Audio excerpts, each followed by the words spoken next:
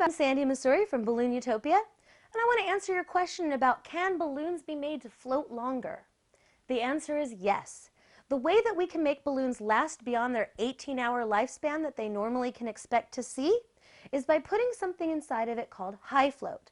High float is a water-based polymer, kind of like Elmer's glue, that we put inside the balloon and we kind of squish it around and it seals off the walls of the balloon so that the helium can't escape. This can extend the float time of a helium-filled latex balloon from about 18 hours to as long as 2 weeks, I've heard. Now, I have to admit that I don't know exactly how long it can last because in my shop, somehow they always get popped before they live out a natural life.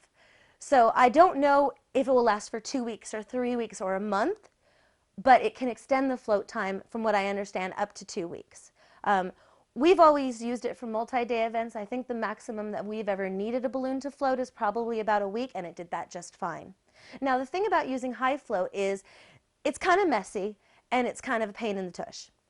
The thing is that you need to basically take each of your balloons and pre-inflate it before you put the goop in and before you inflate the balloon.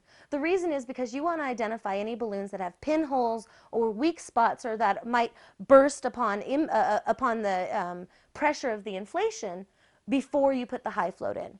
Because when it pops and the high float's in, it's kind of a sticky, gooey mess. Now, it is water-based, so it just comes off with a little bit of water. You don't even need soap. And kind of like rubber cement, you know, if you get it on your hands, you can kind of roll it into a ball and it kind of disappears. But as long, you know, if you pre-inflate your balloons, then you're going to get rid of the bad ones to begin with, and you can be relatively certain that the rest of them will do what they're supposed to do.